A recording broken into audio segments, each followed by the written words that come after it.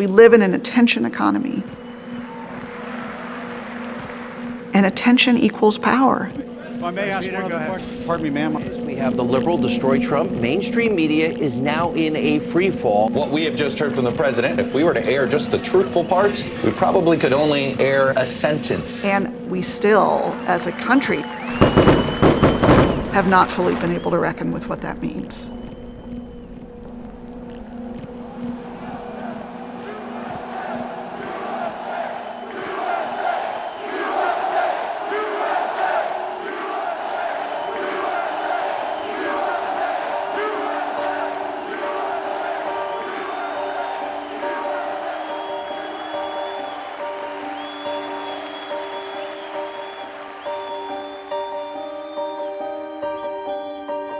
George Orwell said it best.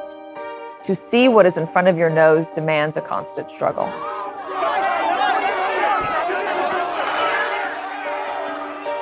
What's journalism all about? It's not just sticking a camera and saying, oh my God, everybody's interested because he's funny, or because he's bizarre, or because you can't take your eyes off it. I watched it too. Les Moonves said it may not be good for America, but it's good for CBS. We are in a world of entertainment. It is political entertainment.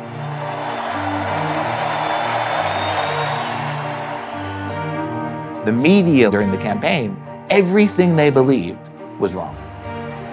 The 2016 election revealed so many flaws in how journalists had long been covering politics.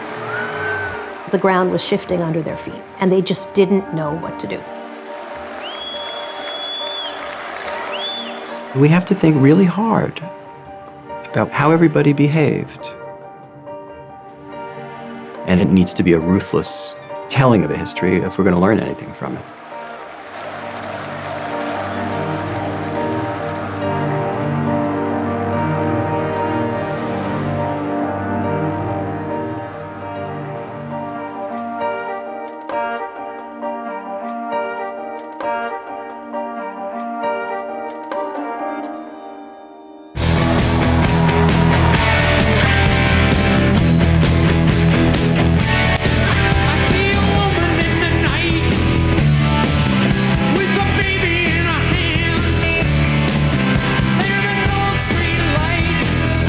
I remember it was the day after Jeb Bush's announcement, and it just didn't feel serious, because who in their right mind, in order to win over middle America, would announce a presidential campaign in a gold-plated building on Fifth Avenue in Manhattan?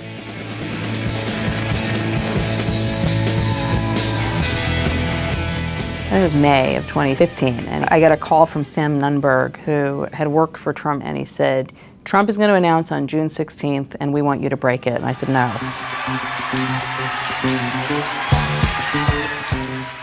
I did this in 2011, and I'm not falling for this again. I'm not writing a word until he actually runs.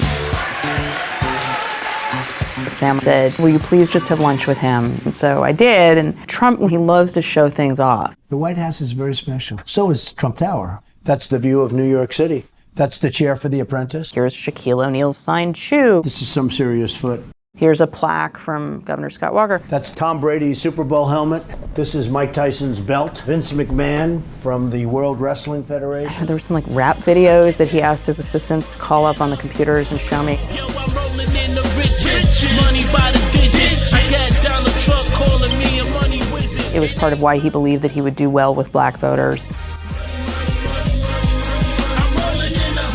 Trump was trying to sell me. I mean, because that's what he's always doing, is he's trying to sell you. And so he was trying to sell me on that he was serious, and he was getting frustrated that I wasn't taking it seriously. Nothing incensed him more than proving people wrong and what they think about him. Wow. Whoa. That is some group of people, thousands. This is beyond anybody's expectation. So, ladies and gentlemen, I am officially running for President of the United States, and we are going to make our country great again.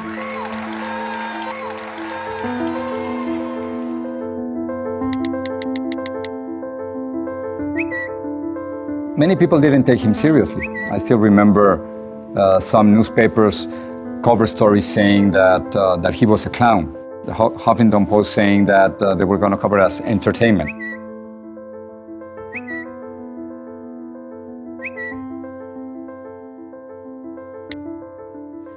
There is no question that there was a certain amount of smugness among the national media throughout the campaign, but especially at the beginning. I remember there was a clip that was played over and over and over again in which Keith Ellison is talking to George Stephanopoulos and Maggie Haberman. And Keith Ellison, who comes from Minnesota, clearly he was picking up something where he felt, oh, Donald Trump is really connecting with people. You see these big crowds he is gathering. How do you explain his appeal? What is he tapping into? Congressman Keith Ellison over here just smiling silently through this whole time. All I want to say is that this man has got some momentum, and we better be ready for the fact that he might be leading the Republican ticket. I know you don't believe that, but I want to go on to write it down. Sorry to laugh. The laughter from both George Stephanopoulos and Maggie Haberman that this was just a ludicrous idea, that sense of disconnect, and the fact that the national media's response to that was to laugh in this person's face was, I think, a really telling moment for me. It was a spontaneous reaction, and I was not laughing at the idea that Trump could be the nominee. I was laughing at Keith Ellison, and that's not a great look either. It's really the moment that I will regret more than any during the campaign. At the beginning, I was very frustrated with many journalists because they were not challenging Donald Trump enough. Donald Trump gave permission to people to say whatever was in their minds. Our country is in serious trouble. The U.S. has become a dumping ground for everybody else's problems. When Mexico sends its people, they're not sending their best. They're not sending you. They're not sending you. They're bringing drugs. They're bringing crime. They're rapists. And it's got to stop. And it's got to stop fast.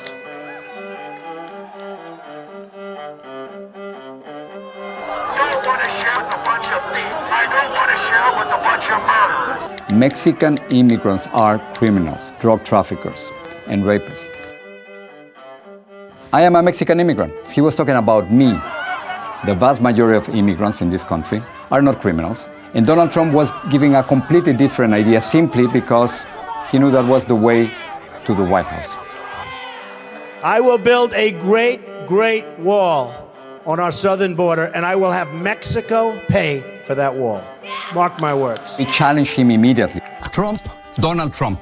Yo digo eso y ustedes qué piensan. Yo pienso que es recriminable. Es la promoción del odio y resulta en una imagen muy negativa para todo el país. But many other news organizations decided not to do that. This guy's got absolutely no policy credentials whatsoever. Donald Trump's a clown. Come on, that was fantastic. And as reporters, I think we didn't report correctly. We didn't see reality as it was, but as we wanted it to be. We will make America great again. Thank you. Thank you very much. I had no idea that Donald Trump announced he was running for president. At the time, I was not a political reporter. To NBC's Katie Torres in Paris. The L'Archevêque guy, I can't say the name. Take this down as well. I'm terrible at French, guys. Politics was not something that I had a deep interest in. It was not something that I had covered very much in the past. All I knew was that on June 23rd, I was coming back to New York, and I was in the newsroom, standing around, and that's how I got put on my very first Donald Trump story.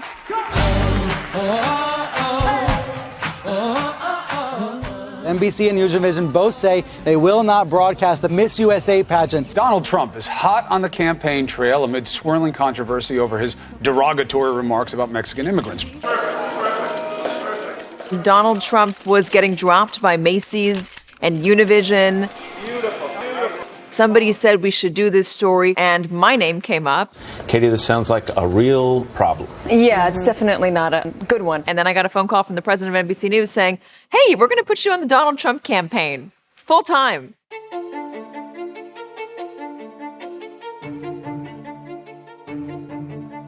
I was covering Scott Walker, and as he was flaming out, our editors realized that we really needed someone on Donald Trump full-time.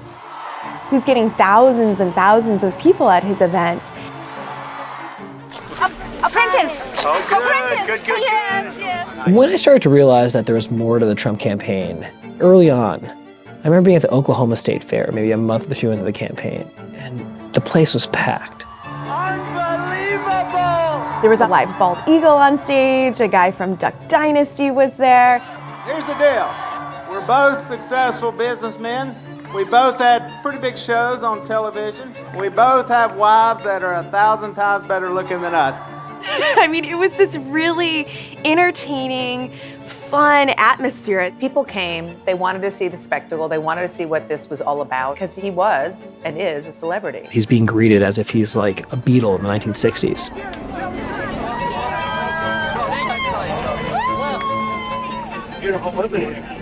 There was a certain level of passion there that was not existent in any other candidate. And if you weren't there in the rallies, you missed that. Take the cameras off me and pan the crowd, okay? Go ahead, pan the crowd and be honest. He's exceptionally good at marketing himself as full-blown news story. I grew up on Donald Trump. He's just been in our consciousness for 35 years. Trump found his way into the gossip pages. He found that he could pique interest from other publications that way. The press never took him seriously, and he was able to take advantage of that. Trump then and now has a belief that he can control the media, depending on how forcefully he behaves or how badly he behaves. Miss America made the bathing suits one piece very large, and you weren't allowed to wear shoes. What I did is I made the heels higher and the bathing suits smaller, and it was amazing. What do you think of Lindsay Lohan, Howard? I think she's hot. Probably deeply troubled and therefore great in bed. Rosie is a loser. She's a slob. She's disgusting. I'd like to take some money out of her fat ass pockets. And Trump thrived on this. How many times was Trump under investigation for his businesses? How many times did he escape accusations of housing discrimination, abuse of casino laws? How many bankruptcies? How many sleazy business partners did he have at home and abroad? And he thrived. Things are working out very well for me. The press doesn't want to write that, but that's okay, because if you really read between the lines, you'll see that things are working out very well for Donald Trump. His followers don't get how much of this is a game for him, and that's what I think the danger is. I got my first sit down with Donald Trump on July 8th, and for me it was a chance to ask what I just felt like I wanted to know the answer to. Where do you get your money from? You're for the Second Amendment. Do you have a gun? How high would the wall be? How can anybody expect that you're going to be able to get into the White House and watch your mouth, hold your tongue, and not piss off other countries? And he tried to steamroll me. You're not bringing up anything new. You know, you're acting like you're the great reporter, blah, blah, blah. Let's talk immigration. The murder rate in El Paso, Texas, big cities in the country. Don't try and convince me that there's no crime, that it's wonderful. Why should people believe your numbers when you come out here and say that they're committing crimes? The Pew Research, which is independent, says... Don't be naive. You're a very naive person. The Pew Research says that there are, for immigrants on the whole, Come on, try getting it out. Try getting it out. I'll get it out. I mean, I don't know if you're going to put this on television, but you don't even know what you're talking about. Try getting it out. Go ahead. And it got very contentious. He was furious. He was furious.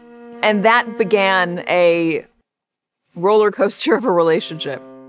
Trump going after the press has always been a dynamic. And early on, it was almost kind of a playful thing. A lot of people hate the media. It's an easy way to get people all riled up. But as time went on, the tone of it got darker and darker. Part of what he does is he wants to make it personal, because everything for him is personal. He doesn't want to allow the substance to be debated.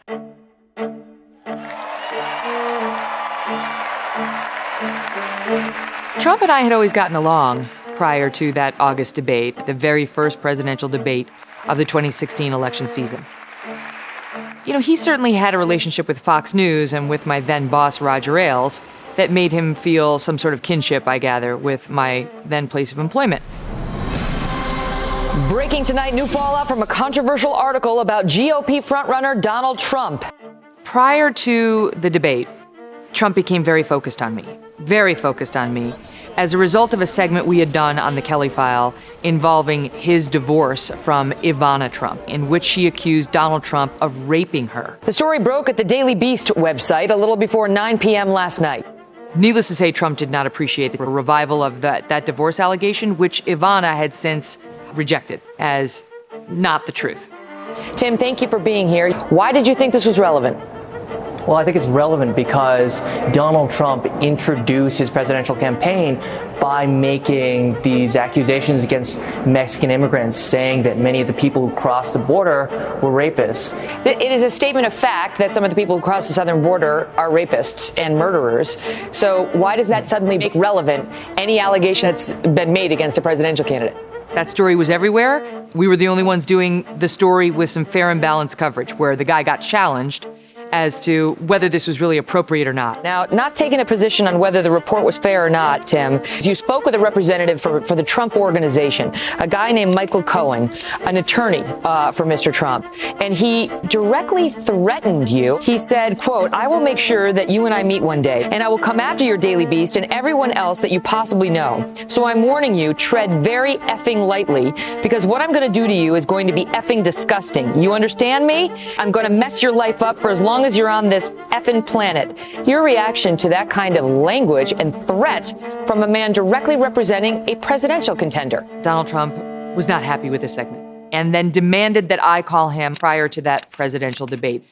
And he lost it. I mean, he told me I was a disgrace, that I ought to be ashamed of myself. He was screaming at me, and then he hung up on me. The next 4 days he spent calling my bosses, trying to figure out what I was going to do at the debate. His behavior escalated so much in those 4 days that I started to get slightly alarmed. Presidential debates are always the hardest things that we do. There's nothing like the preparation that goes into a presidential debate. There was so much anticipation behind that first debate. I mean, it was Trump's first debate. He was already the Republican frontrunner. The other Republicans wanted him gone. So I went to Cleveland excited.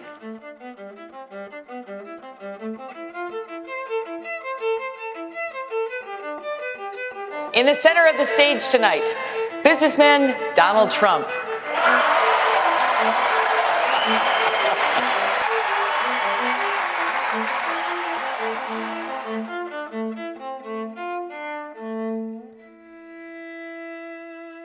This is it. It's game day. We welcome you to the Republican primary debate night on Fox. Trust me when I tell you, neither Brett Baer nor Chris Wallace wanted to read my debate question to Trump. Our first round of questions is on the subject of electability. Mr. Trump, one of the things people love about you is you speak your mind and you don't use a politician's filter. However, that is not without its downsides, in particular when it comes to women. You've called women you don't like fat pigs, dogs, slobs, and disgusting animals. Your Twitter account... Only Rosie O'Donnell. No, it wasn't.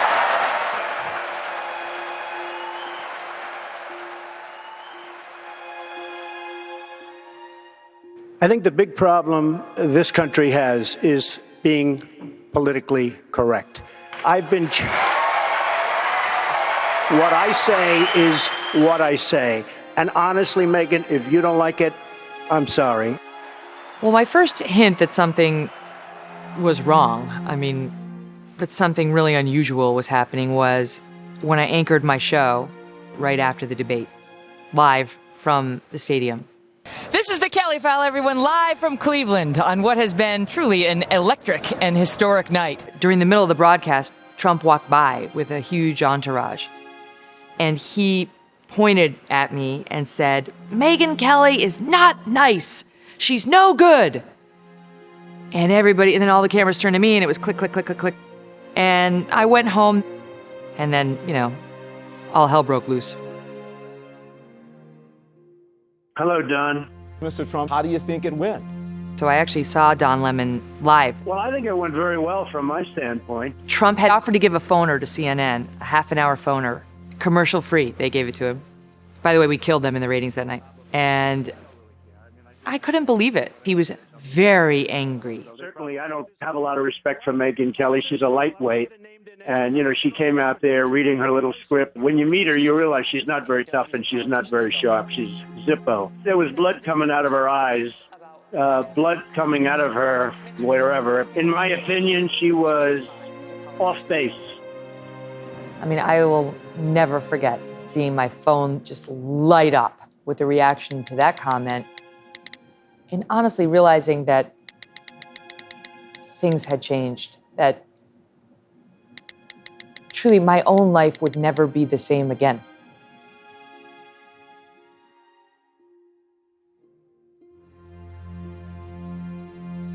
Trump was always the programmer and the producer of his own show. Trump wanted to turn the reporters into participants, as characters in a story he was telling. When he announced his candidacy, he said that Mexican immigrants were criminals and rapists. I knew that he was wrong, so I decided to write him a letter, a handwritten letter. Nobody does that anymore. And I told him, Mr. Trump, I want to have an interview with you. I have many questions. Here's my cell phone number. And then instead of responding to me, he published my cell phone number online. And then I started getting hundreds, at the end, thousands of texts and phone calls. So we checked his schedule, and he was going to give a press conference in Dubuque, Iowa. Hello, everybody. How are you? So we brought 2 or 3 cameras, a microphone, and we had a plan. Okay, who's next? Yeah, please. I raised my hand and said, I have a question on immigration. Excuse me, sit down. You weren't called. Sit down. Sit down. Sit down. Go ahead. No, you don't. You haven't been called. I have the right to ask the question. Go back to Univision. Go back to Univision. What he really was saying is, go back to Mexico. Go back to your country of origin, because we don't want you here. You cannot deport 11 million. Go ahead. You cannot deport 11 million people. When he realized that I was challenging him, he tried to stop me.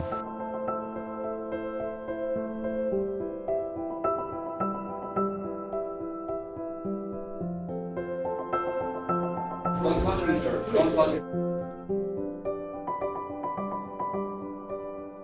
Yes, go ahead. Hi, Chip. Yes. Roger Ailes says you need to apologize to Megyn Kelly. Will you do that? No, I wouldn't do that. She actually should be apologizing to me, but I would not do that, no. You're very rude. It's not about you. Get out of my country. Get out. This is not about you. I'm a U.S. citizen, too. Well, whatever. No, Univision, no. It's not about you. It's not about you. It's about the United States.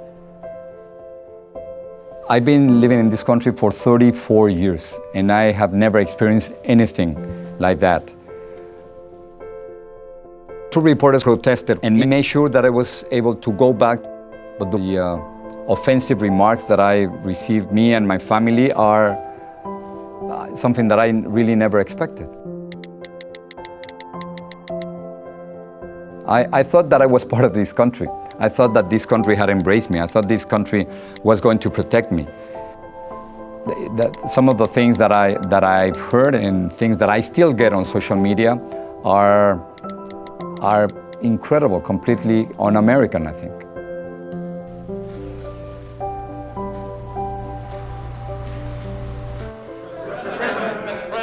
I have never heard or seen such outrageous, vicious, distorted reporting in 27 years of public life. And the animosity between White Houses and political reporters is nothing new. Mr. President. Nixon hated the press. There was maintained what was called an enemies list. The press is the enemy. The press is the enemy. The press is the enemy. I was on Nixon's enemies list. He broke into my office. He went through my income tax every year. He did all kinds of outrageous things. The 1970s up until now, there's been a concerted effort to delegitimize, to attack, to tear down, and to replace what we would call the mainstream media. We've now reached this moment when we can firmly announce the starting of a Fox News channel. Most of the press I call willing accomplices to the liberal power base in Washington. But political journalism took a wrong turn a long time ago. the most sophisticated political journalists, began to look at the political world through the eyes of professionals in politics and identify with the political class. They began to look at the voters out there as objects to be manipulated, like the pollster looks at them, like the handlers look at them, like the campaign manager looks at them. 250,000 journalism jobs have been lost since 1990. The vast majority of those jobs were in local journalism. As journalism has become more and more disconnected from the local experience and seen as an elite and distant profession, I think people have lost trust and confidence. Please welcome Rachel Maddow. But the number 2 reason for distrust of the media is self-inflicted wounds. Good evening. There are new questions tonight about President Bush's service. CBS News has exclusive documents. Several experts saying they're fake. A scandal dubbed Rathergate rocked CBS News. Our own mistakes, missteps, shortcomings, outright errors, and falsehoods, just sloppiness. The New Republic fired Stephen Glass after learning he had made up facts. Patricia Smith making up quotes and characters. The Cincinnati Enquirer, after a series of articles the paper says were untrue. I tell you, deep down in my gut, I think you're on a slide now. The incentives are ratings, the incentives are money, the incentives are fame. And if people don't trust the press, we are all in bad trouble. I can't hear you anymore.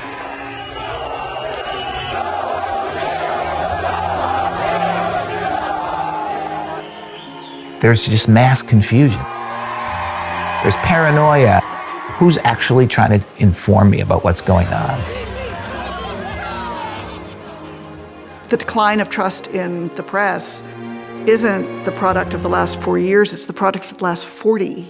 When people are pounded night after night with that kind of frantic, hysterical reporting, it naturally shakes their confidence. But the difference between Nixon and Trump is that Trump is so against the essential value of a free press that he feels he doesn't have to pay it any respect at all. We've never been here before. You want to take some of the guys with you? The stakes of this, the enormity of this. We're not just covering a campaign. We're not just covering an election, and we're not just covering the aftermath of an election. Is this the door? We are covering a huge identity crisis. America trying to figure out what the heck it is. Ladies and gentlemen, please welcome Donald Trump!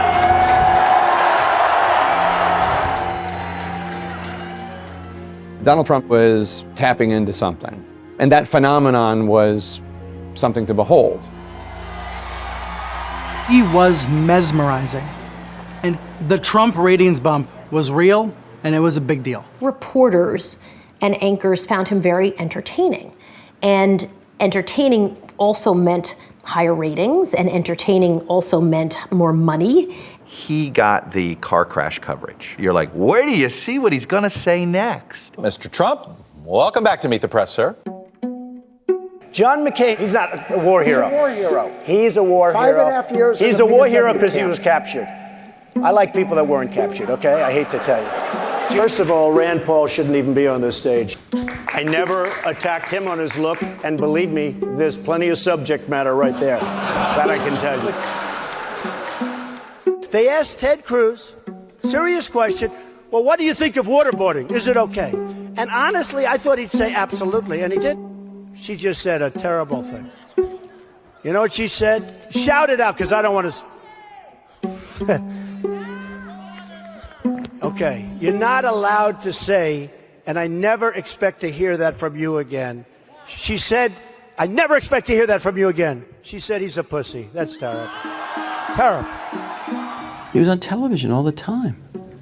And the other candidates were miseries. Just one other thing, I got to get this off my chest. Donald Trump is a jerk. Well, this has escalated between you and Mr. Bush. Jeb is a weak and ineffective person. This is a tough business to run for president. I know, you're a tough guy, Jeb. And we need to have a leader that is real tough. You're never going to be president of the United States by insulting your way to the presidency. Let's see, I'm at 42 and you're at 3, so far I'm doing better. Doesn't matter. Donald Trump today attempted to settle one of the more controversial issues of his campaign, his hair. I don't wear a toupee. It's my hair. I swear. I think that history will not look kindly at the way, particularly television news, covered the Trump candidacy. Breaking news, Donald Trump's grand entrance. Trump arriving for a rally in Alabama in what can only be called true Trump fashion. In just a few minutes, Donald Trump will be speaking here. The just completely unmediated access to the homes of millions and millions and millions of Americans really was a huge mistake. We are standing by for Donald Trump. He'll be appearing at that rally in Mobile just moments away. Donald Trump was the leading Republican almost from the start. So the leading contender is always going to get a disproportionate amount of attention. Breaking news, Donald Trump about to address his largest crowd to date. I do want you to stay with us. Breaking news. We are live any minute now. While we wait for Trump, here is Jeannie Mose on how to put on a good Trump face. Everybody's doing Donald. Not that Donald, the Donald. I was fantastic. The ratings were huge. You know, pointing a camera at something and keeping it there is technology. It's, you know, making sure the light is on. A lot happening tonight. Right now, though, there is this. That is just the start of things. You then have to report and dig and think and analyze. And I think that Jeff Zucker, among others, recognizes that there was way, way too much unadulterated, unmediated, I wouldn't even call it coverage. I was just sort of sticking a camera and pointing it for the sake of ratings. We asked all of the other candidates to come on, and almost all of them declined. Donald Trump said yes all the time. They said no almost all of the time. Hillary Clinton said it's not hard to imagine Donald Trump leading us into war because someone got under his very thin skin. Well, first of all, I don't have thin skin. I have very strong, very thick skin. We begged Hillary Clinton, Jeb Bush, Marco Rubio, let us do an hour interview with you. We'll talk about everything. We'll tell your life story. All three of them turned us down. And yet they want to believe that we still shouldn't have put Donald Trump on just because they were saying no. That's not the way it works. They had every opportunity to come on. They had every opportunity to do interviews. They had every opportunity to phone in, and they declined. That's not Donald Trump's fault. That's not CNN's fault. That's their fault. There was an abdication of responsibility by particularly the cable news operators to provide context. Donald Trump is about to speak before a sold-out crowd. It's endlessly entertaining, but as we wear on in this election cycle, people are going to look for answers, and I'm not sure he's got them. In your experience, Josh, pause, everyone, take it in. Donald Trump is taking the stage.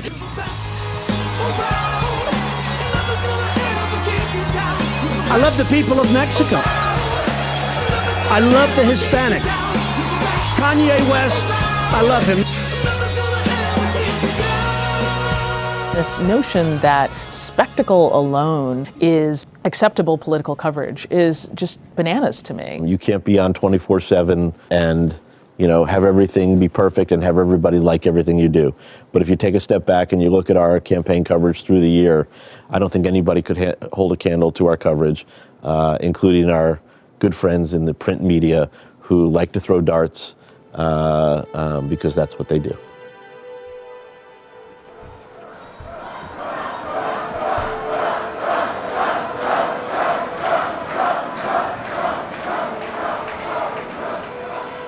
We are still getting details about a mass shooting in San Bernardino.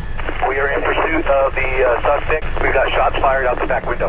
Who were they? Sayed Rizwan Farouk. He was born in the U.S. and Tashfeen Malik. We have 14 people that are confirmed dead. The two suspects are deceased.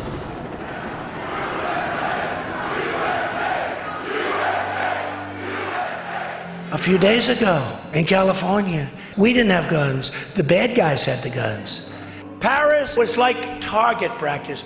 Come over here, boom. Come over here, boom. And how about the woman? She radicalized the guy. Probably a guy couldn't get women. I don't know what the hell his problem was. at the rallies. There was always an undercurrent of being against the other. But the Muslim ban day, it felt electric. It felt like the room was, just light a match and it was going to catch on fire. It felt to me like a good night to lay low.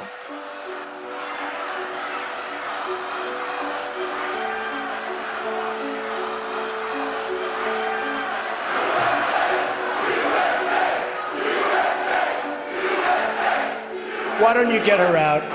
See, our country has this kind of security. That's the problem we have. And then he goes on an attack against the media. These people back here, they're the worst. So dishonest. They don't want to show this crowd. And yet, I guarantee you, that young woman that just got taken out after interrupting us 3 times, I guarantee the cameras will be on her. I guarantee. It's disgusting. And not just against the media, but attack against me personally. The media, most of it is absolute scum. Remember that. Scum. Scum. I had a reporter from NBC. She's back there.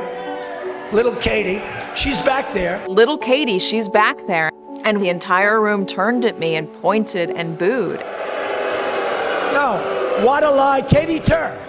It was extraordinarily unnerving. Third-rate reporter. Remember that. Third-rate.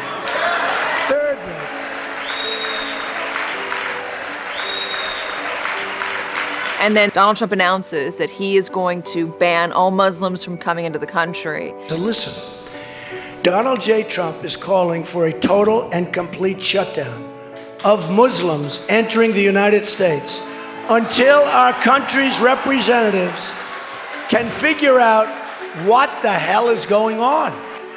His supporters had been with him up until that point. The question was, would they remain with him? You have no choice. And they would. We have no choice.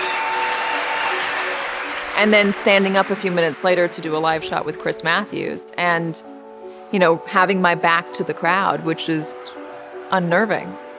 Only thing between me and a few thousand people was a couple shoddy bicycle racks.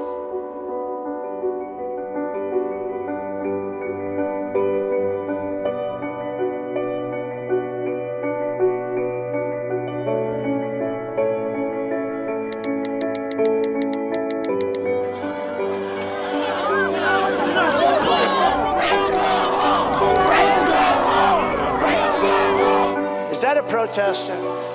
Oh, good. Turn the cameras. I think the media is among the most dishonest groups of people I've ever met.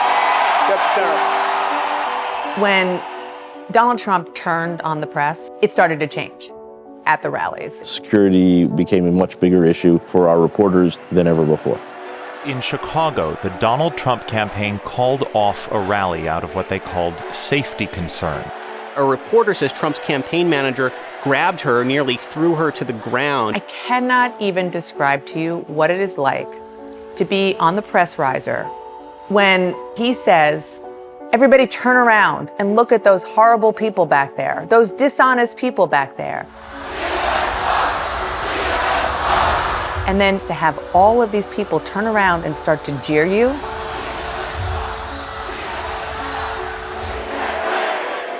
By March or April, we had security full-time everywhere we went, even standing outside of Trump Tower in New York City.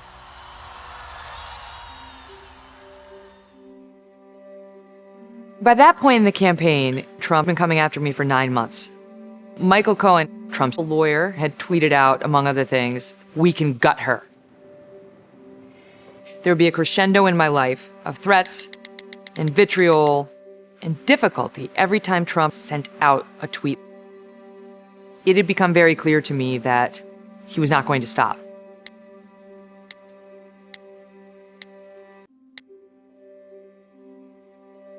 It was never going away.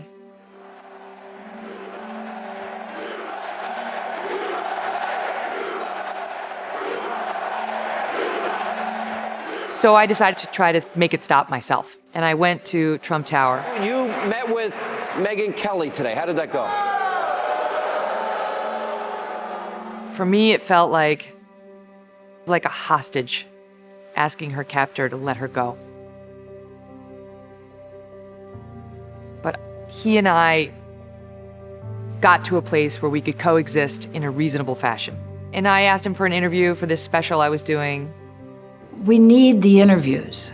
So you do have conversations, and sometimes you make deals. I've railed against that for a very long time, but you do need them to show up.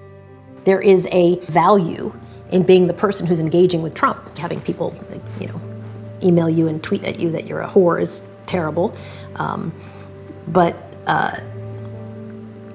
I think Trump has made a lot of people's careers. Been a long 9 months. It has been a long time, I agree. I have great respect for you that you were able to call me and say, let's get together and let's talk. To me, I would not have done that. When you look back, any regrets? I could have done certain things differently. And overall, I have to be very happy with the outcome.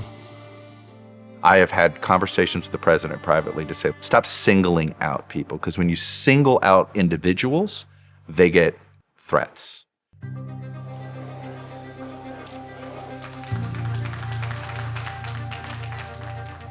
I started out on the campaign writing about loser candidates. So they sent me to Iowa to write about Trump. Wasn't it incredible that this guy who'd been married 3 times, who'd been on the cover of Playboy, that he seemed like he was about to win this famously conservative state. Trump had skipped a Fox News debate, held this fundraiser on television. He said he'd raised $6 million for veterans. And among that $6 million, $1 million, he said, was coming out of his own pocket. He's gotten so much good publicity for that. So, where's the money? Months later, I still couldn't account for about half of the money. And that included the $1 million that Trump said he was going to come out of his own pocket. Finally, Corey Lewandowski, who was Trump's campaign manager, called me. And he says, okay, I can tell you now that Mr. Trump has given away his $1 million. Just trust me, Donald Trump gave this money away. Thank you. So I said, okay, I'll try to find somebody out in the world who got even $1. I decided I'd try to do that on Twitter, and so that a wider group of veterans would see that I was looking for this money, and also because I wanted Donald Trump to see it. And so I put @RealDonaldTrump in every one of those queries.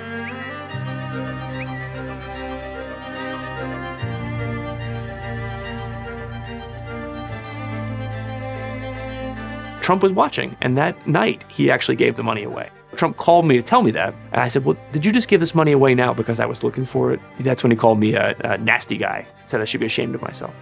But he didn't say no. You yourself say you pledged $1 million. Your critics say you have a problem with the truth.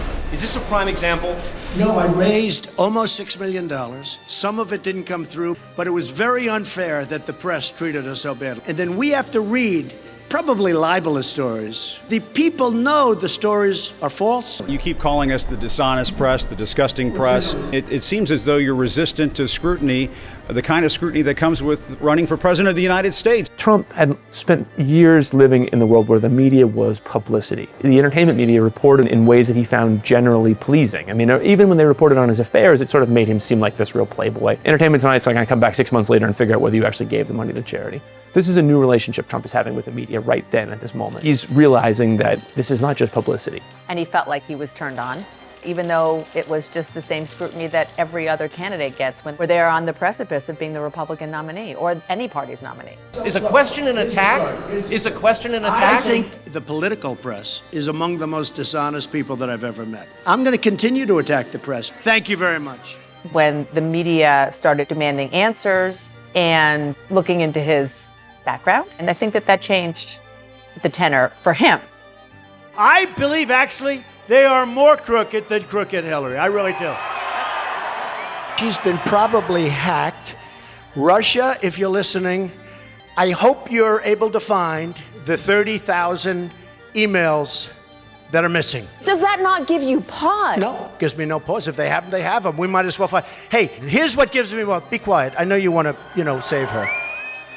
All of the norms he violated, all of the rules that he broke, all of the ways in which he challenged the press, the message from that was, I am the disruptor that you've been waiting for. The media is very, very dishonest. He did not cause people's disenchantment with how government works and the feeling of whether it's working for them or not. He just activated those resentments and insecurities. And I think if we don't look at what those underlying factors were and we just looked at the skill with which he exploited them, then we're missing the story. There's never been a movement like this. I want the entire corrupt Washington establishment to hear that we are going to drain the swamp. I love that expression. It's a great expression. Everybody was watching it, but they were watching a professional television performer.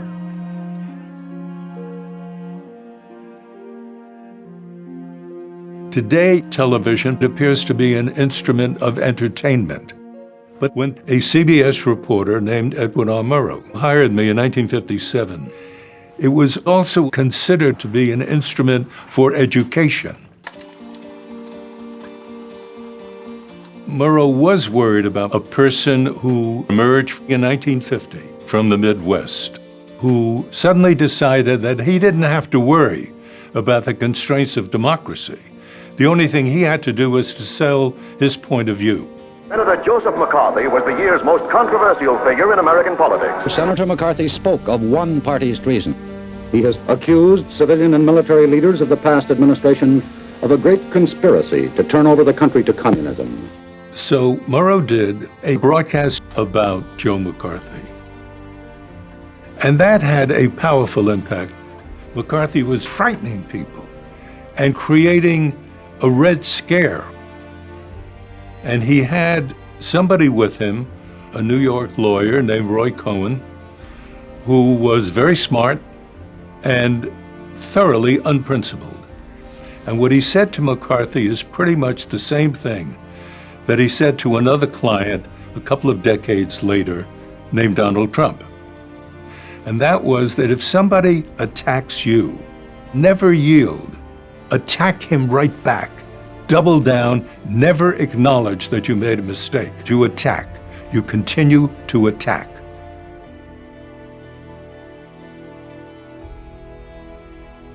It's a system that is completely absent of any moral parameter. The only goal is win, baby, win.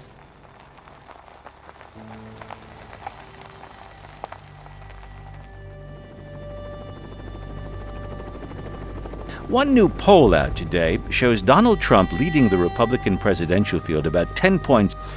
We are led by very, very stupid people.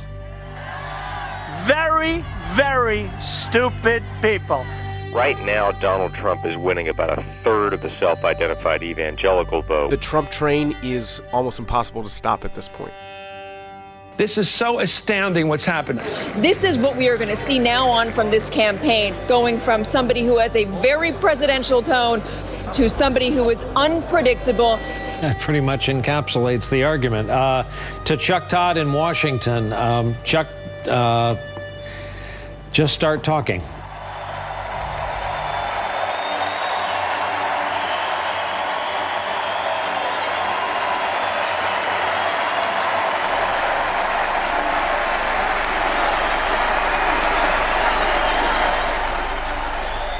Friends, delegates, and fellow Americans, we cannot afford to be so politically correct anymore. There will be no lies. We will honor the American people with the truth and nothing else.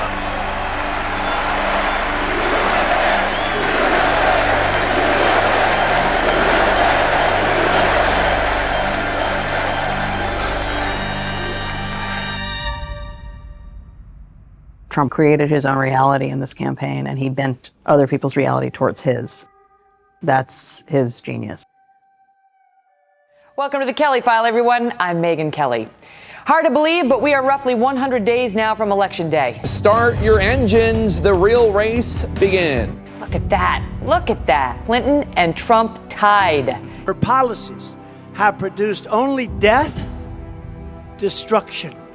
Donald Trump would say outrageous things or say things that weren't true, and it just became accepted, oh, well, that's what he does. She could shoot somebody with 20,000 people watching right smack in the middle of the heart, and she wouldn't be prosecuted. Not calling that out more for what it was, and then holding the other side more accountable, that was probably a mistake. It's like he's a human algorithm of being able to calculate exactly what people are going to not be able to resist watching and hearing and sharing.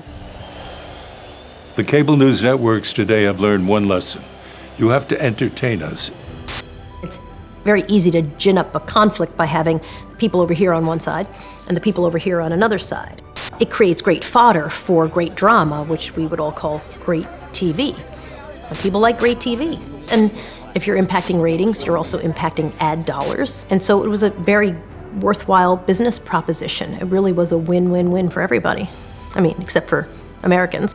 The FBI director has released a report that's shedding light on the Hillary Clinton email investigation. Hillary Clinton's email was a story that was reported way out of context. Reporters and producers try so hard to seem balanced that they end up sometimes not being accurate. Oftentimes, especially in broadcast media, we see this false equivalence. Donald Trump is making more misstatements, coming up with more falsehoods more often. Her violation was incredible. Thousands and thousands and thousands, 35,000 emails that she destroyed. The Hillary Clinton email story was an important story, there's no question. Do I think it got a disproportionate amount of attention? I do. False equivalency is just laziness. You should just do good reporting, because then you can say, this is what's true.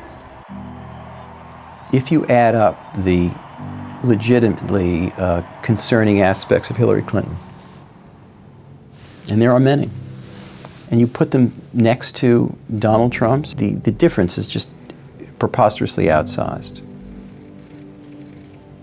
Every race is not a tie score. There is some breaking news right now. David Fahrenholt of the Washington Post got his hands on a tape from 2005 of Donald Trump. It arrived at about 11 o'clock in the morning. Right away you knew it was something big. I'll admit it. Whoa. I did try and fuck her. She was married. That's huge news there. I moved on her like a bitch. We're just finding out about this. What do you know, Katie? NBC News has reached out to the campaign for comment but has not heard back. You know, I'm automatically attracted to beautiful. I just start kissing them. It's like a magnet. You're a star. You can do anything. Whatever you want. Grab them by the pussy. Deanna, what are you learning? I was talking to somebody who is a humongous fan of Donald Trump, somebody who is a big supporter and has been an advisor, who said, just can't imagine any woman in this country voting for Donald Trump. She's your girl's hot as shit in the purple. Whoa. Yes. Whoa. Yes, the Donald has scored. Whoa. Oh, my man. Hello, how are you? Hi. Mr. Trump, how are nice seeing you. Terrific. Pleasure to meet you. How about a little hug for the Donald? He just got off the bus. Would you like a little hug, Okay, darling? absolutely. Melania said this was okay. I just got off the bus. Bushy. Here we go. I got phone calls from 3 Democratic strategists who were literally cackling. 2 of them said the exact same thing. Aren't you just loving this? And I was staked out in the lobby of Trump Tower at that point, and I was like, no, I'm not loving this. This is horrible. Like, what is good about this? This one does feel different.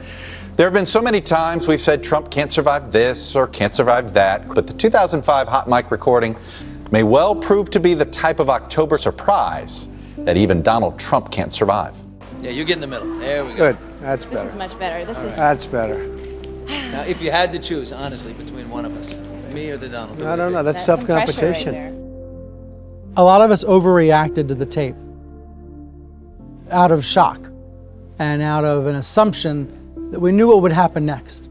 I've never said I'm a perfect person, nor pretended to be someone that I'm not. There were a lot of assumptions made right when that tape came out about how voters would react, how Trump would react, how his family would react. It's the only time that I know of that he actually experienced humiliation. I said it, I was wrong, and I apologize. And that humiliation was something that he propelled into a fist pounding of Hillary Clinton psychologically by bringing her husband's accusers to next debate. Mr. Trump may have said some bad words, but Bill Clinton raped me and Hillary Clinton threatened me. I don't think there's any comparison. And in what he said to her on stage, he just came right back at her.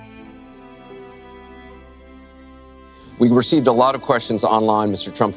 You bragged that you have sexually assaulted women. Do you understand that? No, I didn't say that at all. I don't think you understood what was said. This was locker room talk. I think the one that you should really be apologizing for are the 33,000 emails that you deleted. And honestly, you ought to be ashamed of yourself. Secretary Clinton, I want to follow up on that. I'm going to let you talk about emails. Because everything he just said is absolutely false. It's just awfully good that someone with the temperament of Donald Trump is not in charge of the law in our country. Because you'd be in jail.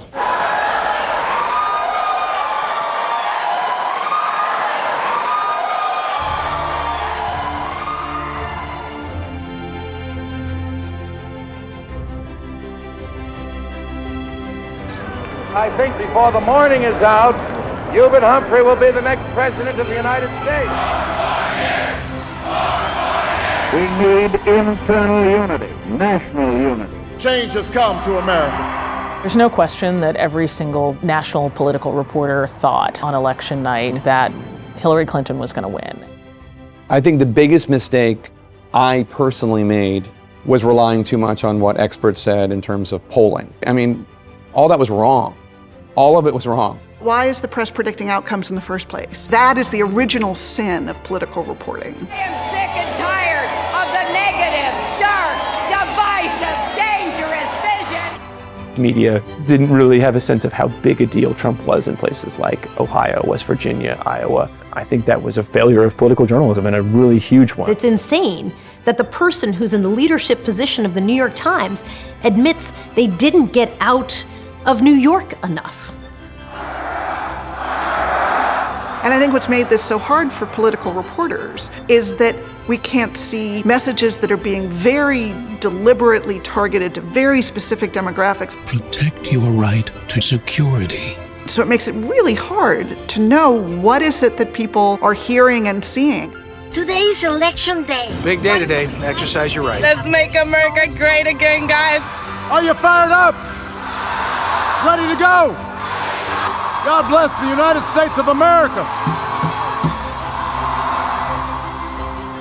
Hold on, there's a big old call to make right now, and that is Fox News is projecting that Donald Trump has won the state of Wisconsin. He has officially pierced the blue wall. Here in the newsroom, for months, they were getting comments from Latinos saying, I'm going to vote for Donald Trump. I was hearing what they were saying, but I wasn't listening. And then after the election, we realized that he got almost 30% of the Hispanic vote. Hillary Clinton has called Donald Trump to concede the race. 53% of white women voted for Donald Trump.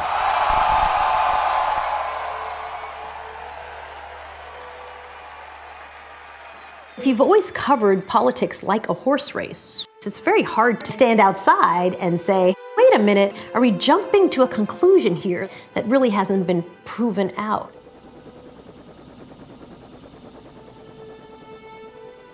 Facts and truth are a base material of journalism, but they are not its entire content.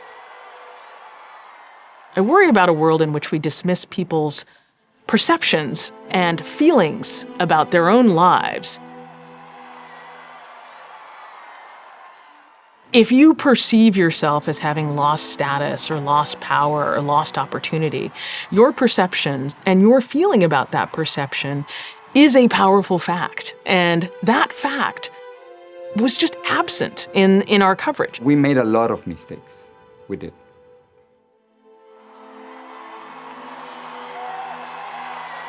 In retrospect, more rallies by other candidates should have been covered, and there should have been more fact-checking and editorial context. But that's not why Trump is the president of the United States. It is simplistic to say that decision by 3 cable networks is why President Trump is President Trump. Please raise your right hand and repeat after me.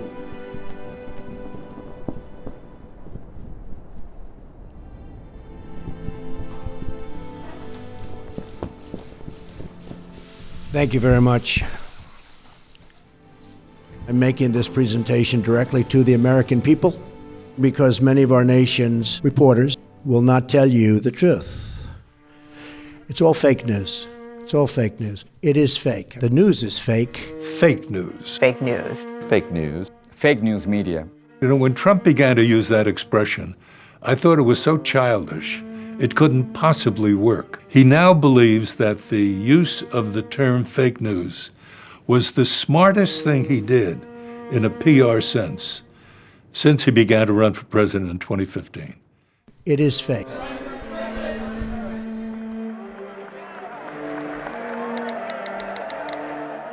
Trump suggests with every word that the free press have their own agenda and that their agenda, America, is not yours. Enemy of the American people. That was a bright, flashing red light. You can't say that and be president of the United States.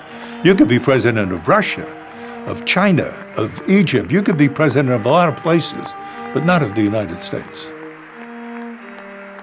I think part of the arrogance of reporters might have been that we just assumed people understood how we saw our jobs and that we went about our work to serve a greater good. Aren't you concerned, sir, that you are undermining the people's faith in the First Amendment, freedom of the press in this country, when you call stories you don't like fake news?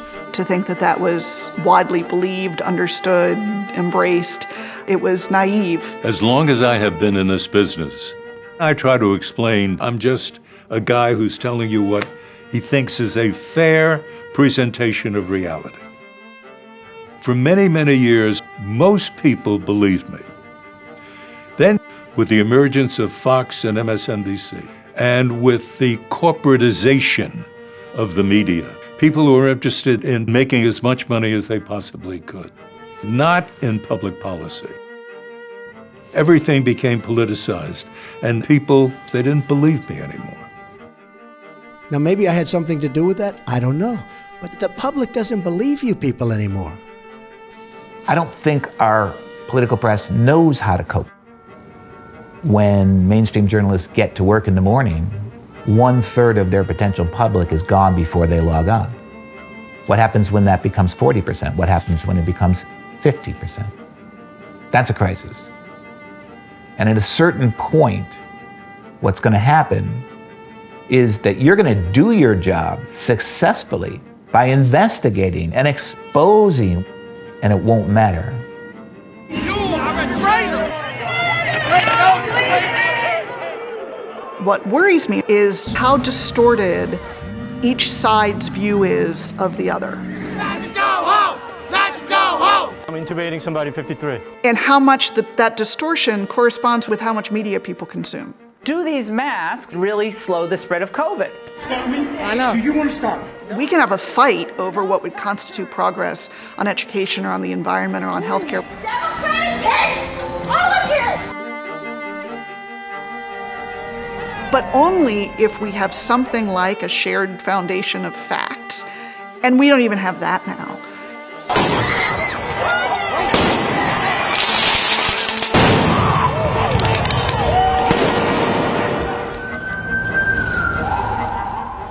This is damage that is going to have to be undone.